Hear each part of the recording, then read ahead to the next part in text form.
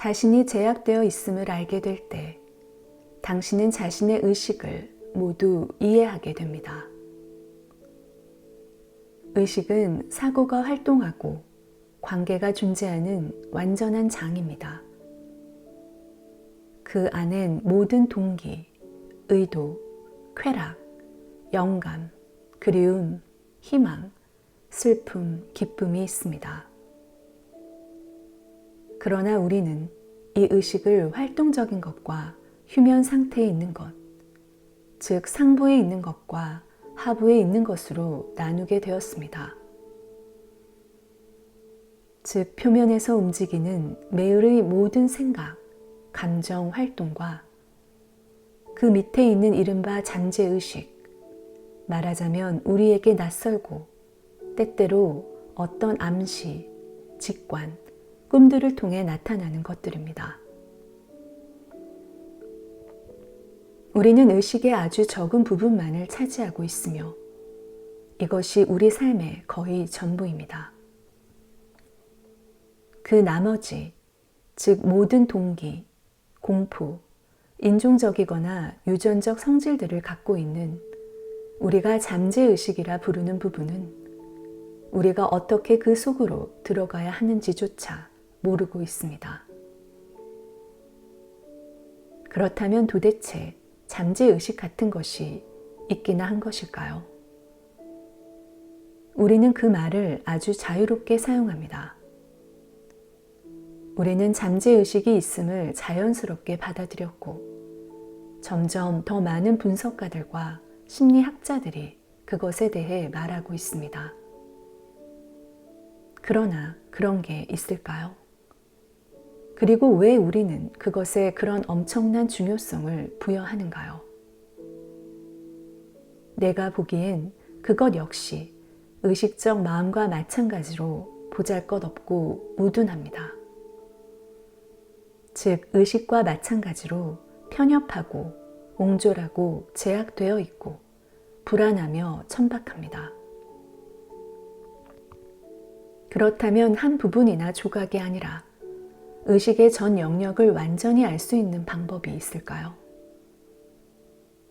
만일 그 전체를 알 수 있다면 당신은 부분적인 주의가 아니라 항상 전적인 주의를 기울이며 기능하고 있는 것입니다.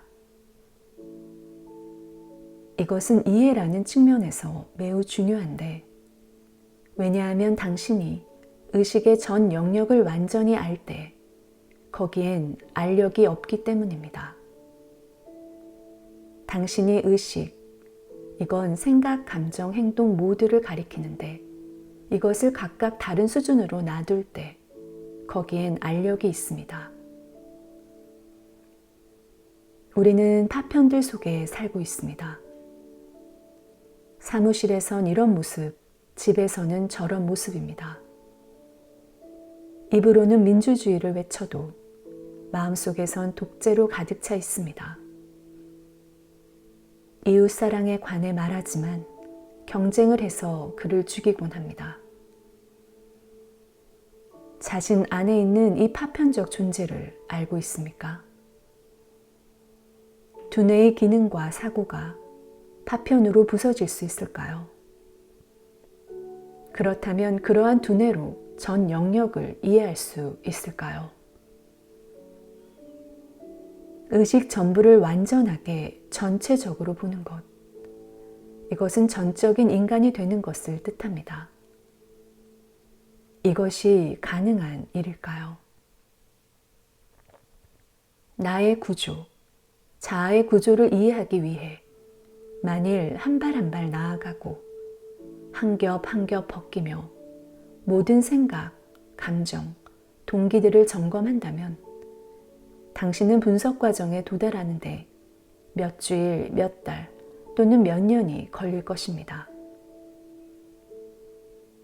그리고 자신을 이해하기 위한 과정에 시간을 들일 때 당신은 모든 형태의 왜곡을 허용해야 하는데 그 이유는 자아란 끊임없이 온갖 억압과 긴장과 영향을 받으면서 움직이고 살고 싸우고 원하고 거부하는 복잡한 실체이기 때문입니다.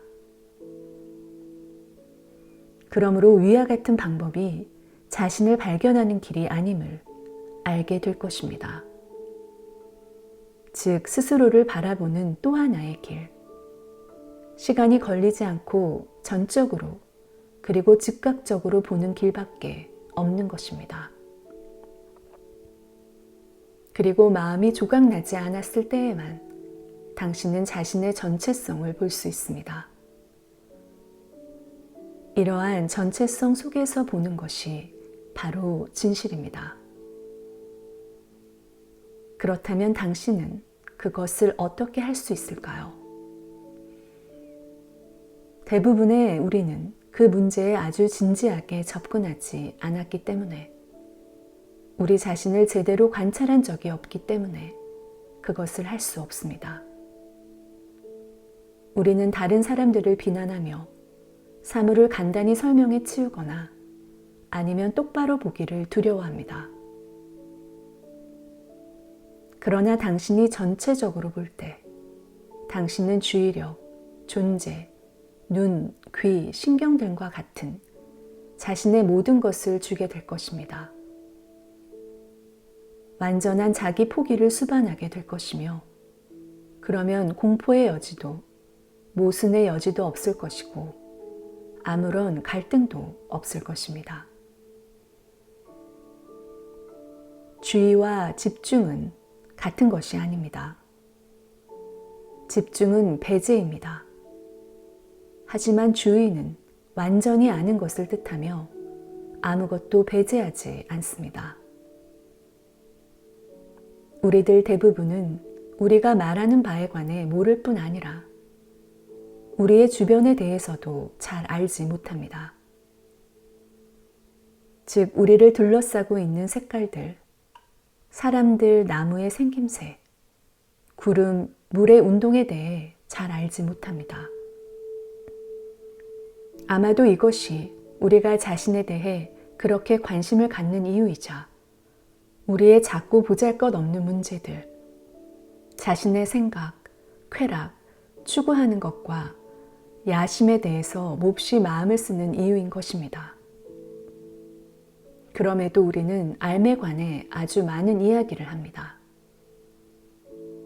언젠가 인도에서 자동차를 타고 여행을 하고 있었습니다. 운전사가 운전을 하고 나는 그 옆에 앉아 있었습니다. 뒷자리에서 새 신사가 삶에 대해 열심히 토론하면서 나에게 여러 가지 질문을 했습니다.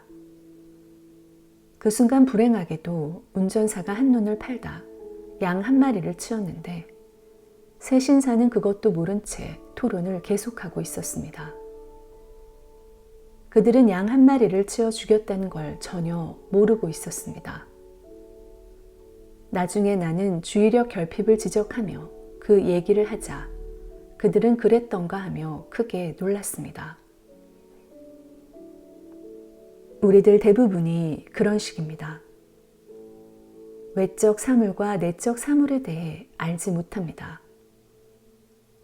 만일 한 마리의 새의 아름다움, 파리 한 마리, 나뭇잎 하나, 또는 여러 복합적 요소를 지닌 한 사람을 이해하고 싶다면 우리의 모든 주의력을 이것이 알미라고 했을 때 그 주의력을 기울이지 않으면 안 됩니다. 그리고 당신이 관심을 가질 때에만 자신의 모든 주의력을 기울일 수 있는데, 이것은 당신이 참으로 이해하고 싶어 한다는 걸 뜻하며 발견하기 위해 당신은 자신의 온 마음을 기울입니다. 우리들 대부분이 그런 식입니다. 외적 사물과 내적 사물에 대해 알지 못합니다. 만일 한 마리의 새의 아름다움, 파리 한 마리, 나뭇잎 하나, 또는 여러 복합적 요소를 지닌 한 사람을 이해하고 싶다면 우리의 모든 주의력, 그것을 기울이지 않으면 안 됩니다. 그리고 당신이 관심을 가질 때에만 자신의 모든 주의력을 기울일 수 있는데, 이것은 당신이 참으로 이해하고 싶어 한다는 걸 뜻하며 발견하기 위해 당신은 자신의 온 마음을 기울입니다. 그러한 삶은 방 안에서 뱀과 더불어 사는 것과 같습니다. 뱀과 같이 방 안에 살 때 우리는 그것의 모든 움직임을 주시하고 그것이 내는 극히 작은 소리에도 매우 민감해집니다. 그런 주의력의 상태가 바로 온 힘입니다. 그런 암 속에서 자신의 전체성은 한순간에 드러납니다. 자기 자신을 아주 깊이 들여다보았을 때 당신은 더욱더 깊이 들어갈 수 있습니다. 더 깊이라는 말을 쓸 때 우리는 단지 비교만 하려는 것이 아닙니다. 우리는 비교하면서 생각합니다. 깊고 얕고 행복하고 불행하고 등등에 대해서 우린 언제나 저울질하고 비교합니다. 그렇다면 사람에게 얕다든가 깊다든가 하는 것 같은 상태가 있을 수 있을까요? 내가 내 마음은 얕고 작고 좁고 제한돼 있어 라고 말할 때 어떻게 나는 그런 걸 모두 알 수 있을까요? 그건 내가 더 총명하고 더 능력 있고 더 지적이며 더 기민한 다른 사람의 마음과 내 마음을 비교했기 때문입니다. 비교하지 않고 나의 작음을 알 수는 없을까요? 배고플 때 나는 이 배고픔을 어제의 배고픔과 비교하지 않습니다. 어제의 배고픔은 하나의 관념이며 기억입니다. 만일 내가 항상 다른 사람과 저울질하고 다른 사람처럼 되려 몸부림친다면 나는 내가 나 자신임을 거부하고 있는 것입니다. 결국 하나의 환영을 만들고 있는 셈입니다. 어떤 형태의 비교든지 간에 그건 더 큰 망상과 더 큰 불행으로 이끌 뿐이라는 점을 이해했을 때 마치 자신을 분석하고 자신에 대한 지식을 조금씩 보태거나 나를 나 이외의 어떤 것, 그것이 국가든 구세주든 아니면 이데올로기든 그것과 동일시할 때처럼 그리고 그러한 모든 과정이 오직 더 큰 수능과 더 큰 갈등을 이끈다는 사실을 알 때 난 더 이상 비교하지 않게 됩니다. 그리고 그렇게 되면 내 마음은 더 이상 무언가를 찾지 않습니다. 이것을 이해하는 것은 매우 중요합니다. 그래야 내 마음이 더 이상 더듬고 찾고 묻지 않게 됩니다. 이것은 내 마음이 있는 그대로의 사물에 만족한다는 뜻이 아니라 그런 마음이라야 환영을 갖지 않는다는 뜻입니다. 그런 마음은 완전히 다른 차원으로 옮겨갈 수 있습니다. 우리가 보통 살고 있는 차원, 즉 괴로운 나날의 삶과 쾌락과 공포는 마음을 제약하고 마음의 본질을 제한하는데 그런 고통과 쾌락과 공포가 사라졌을 때 마음에는 갈등도 없고 주변의 것들과 다르다는 식의 다름에 대한 의식을 갖지 않게 됩니다. 말로는 이 정도밖에 할 수 없습니다. 그 너머에 있는 건 말로 할 수 없는데 왜냐하면 말은 사물이 아니기 때문입니다. 지금까지 우리는 진술하고 설명할 수 있었지만 어떤 말이나 설명도 그 문을 열지는 못합니다. 문을 열어주는 건 나날의 암과 주의력입니다.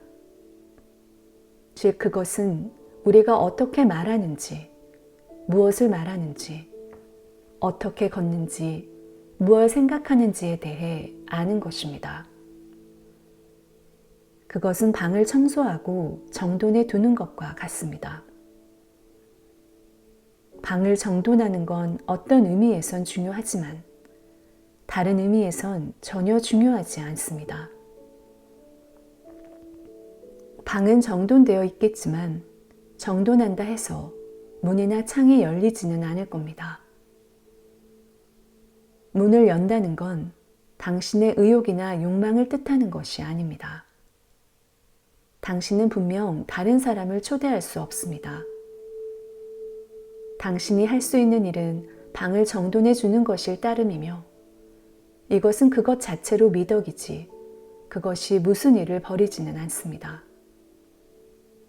그냥 제정신으로 이성적으로 질서 있게 있는 것입니다.